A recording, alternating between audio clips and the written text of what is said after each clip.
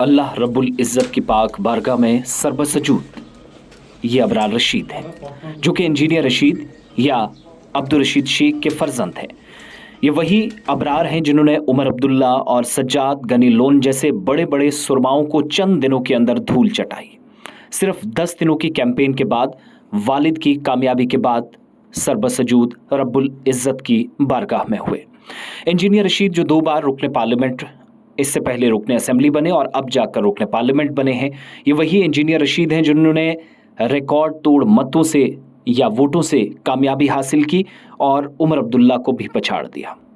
शुमाली कश्मीर के बारामुल्ला से इंजीनियर रशीद ने 4,72,481 वोट हासिल किए, जबकि उमर अब्दुल्ला 2,68,339 वोटों के साथ दूसरे मकाम पर और सज्जाद लोन जो कि तीसरे नंबर पर 1,73,239 वोटों के साथ रहे।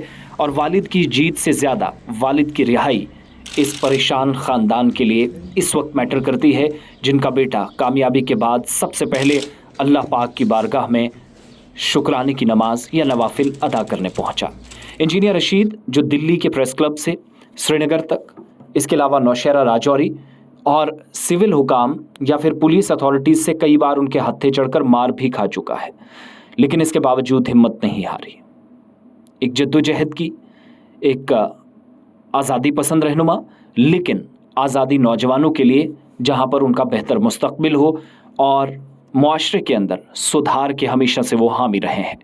उनकी अपनी जमात अवामी इत्तेहाद पार्टी है, जिसके लिए अबरार रशीद कैंपेन कर रहे थे और उमर अब्दुल्ला और सज्जाद गनी लोन जैसे बड़े लीडर्स उनके साथ थे। ये बात अलग है कि डीपीएपी भी उनकी जीत का क्रेडिट लेने बाद में पहुंची, लेकिन ये जद्दोजहद कल की या 10 दिनों की नहीं है।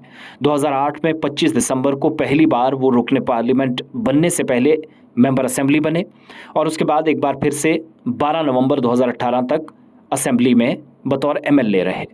2019 में इंजीनियर रशीद की गिरफ्तारी हुई। इस बार वो जेल से चुनाव लड़ रहे थे, दिल्ली की तिहाड़ जेल में है, और इधर फील्ड में उन्होंने अपने बेटे को अपनी जगह उतारा, लेकिन चुनाव वो खुद लड़ रहे थे।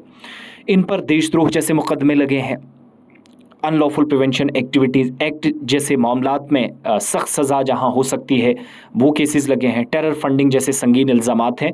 मगर इंजीनियर रशीद के जद्दोजहद और एम्पैथी या आपके सिंपैथी या फिर इमोशनल वोट कह लीजिए, वो भी इस पूरे खित्ते के अंदर सियासी सूरत हाल को तब्दील करने में कामयाब रहा।